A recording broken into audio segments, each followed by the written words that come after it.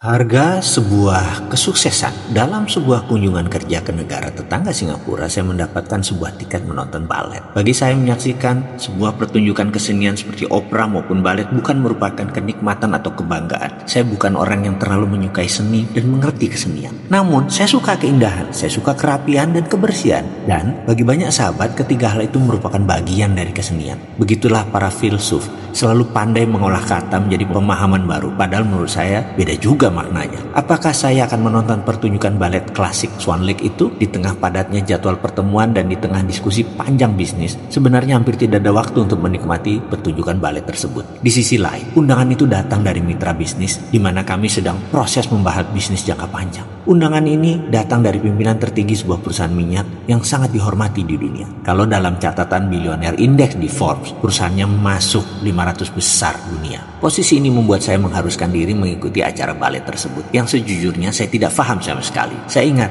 saya memerlukan hampir 1 jam merenungi pentingnya untuk hadir dibandingkan persiapan meeting pagi. Saya baru kembali ke kamar hotel pukul 17, lalu segera ke Esplanade Singapura pukul 19 untuk menyaksikan acara yang dimulai pukul 19.30 dengan mengenakan dress code lengkap, jas hitam dan dasi kupu-kupu.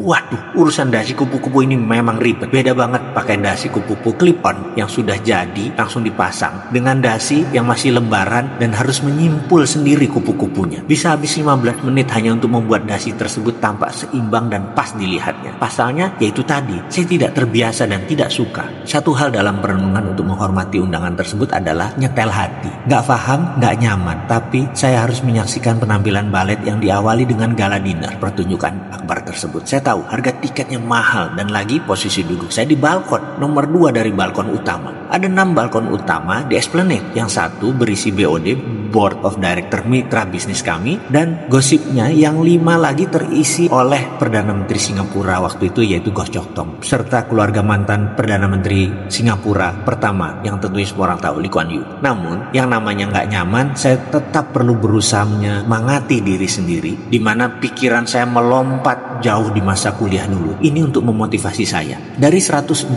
SKS atau unit kalau di Amerika, ada 24 unit harus diambil pelajarannya di luar bidang utama kita. Misalnya begini, ada seorang mahasiswa teknik jurusan mesin. Untuk lulus sebagai Bachelor of Mechanical Engineering, dia perlu 120 unit dari mata kuliah wajib dan 24 unit dari mata kuliah GE atau General Education atau pelajaran yang tidak ada hubungan sama sekali dengan teknis. Mereka harus mengambil kelas badminton, kelas sejarah, kelas astronomi, kelas antropologi, dan semua kelas dasar atau basic 101. Dan itu bebas, tidak ada pakemnya. Saya terheran-heran di awalnya dengan keharusan ini, tapi dekan saya mengatakan tujuan Anda mempelajari ilmu selain ilmu wajib tadi adalah untuk keseimbangan hati agar menjadi balance. Karena sebagai engineer yang analitik, teknik, dan kaku, Anda bisa memahami sosiologi daerah tertentu atau sejarah sebuah negara misalnya. Ini membuat Anda bisa melihat dunia dari sisi yang lain, the other side of the coin, sehingga Anda lebih bijaksana dengan kemampuan melihat sisi pandang orang lain.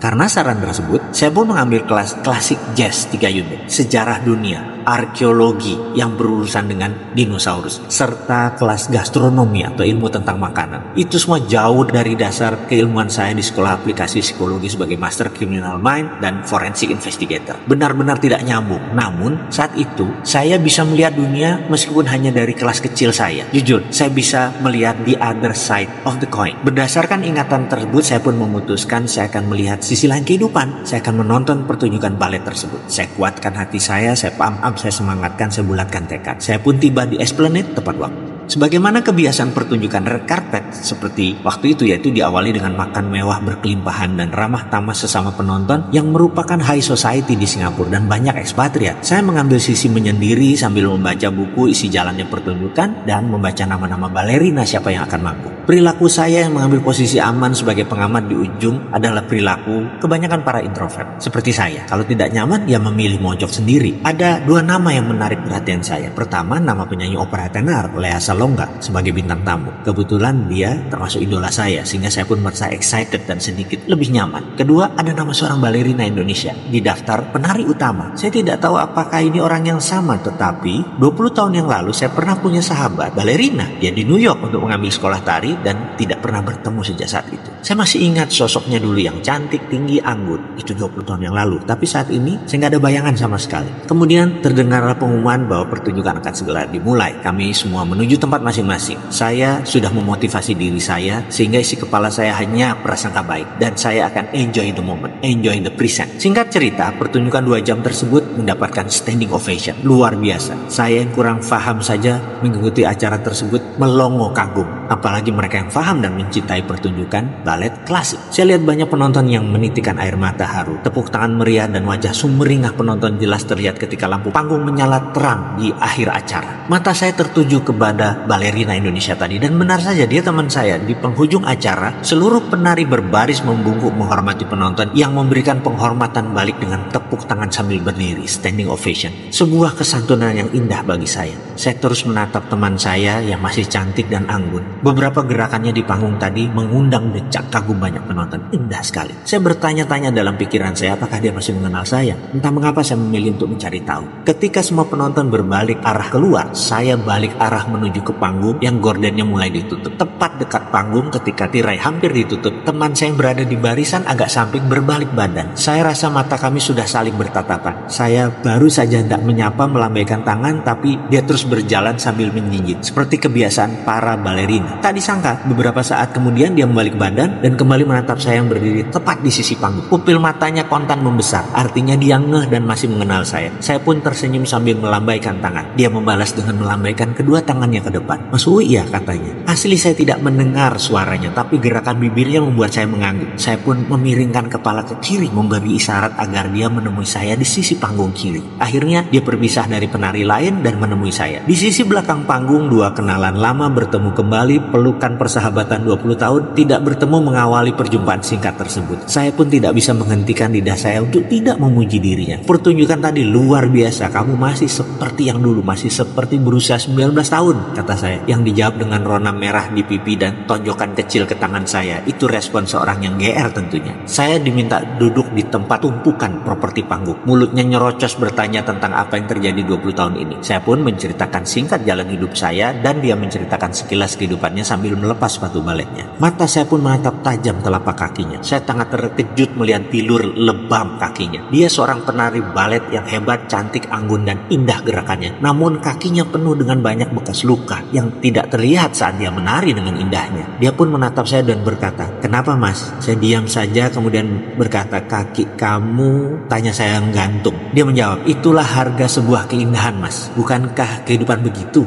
Katanya sambil tersenyum. Kalimat tadi menghentikan jalan pikiran saya, membuat saya membayangkan bahwa ternyata setiap penari, pelukis, pemimpin, seorang yang sukses, usahawan, inovator, bintang film hebat, olahragawan top, semuanya pasti memiliki kesakitan, memiliki kesedihan, memiliki kepedihan, dan bekas luka yang hebat. Itu semua tidak terlihat saat kita hanya melihat suksesnya saja. Padahal semua kesuksesan memiliki harga yang harus dibayar.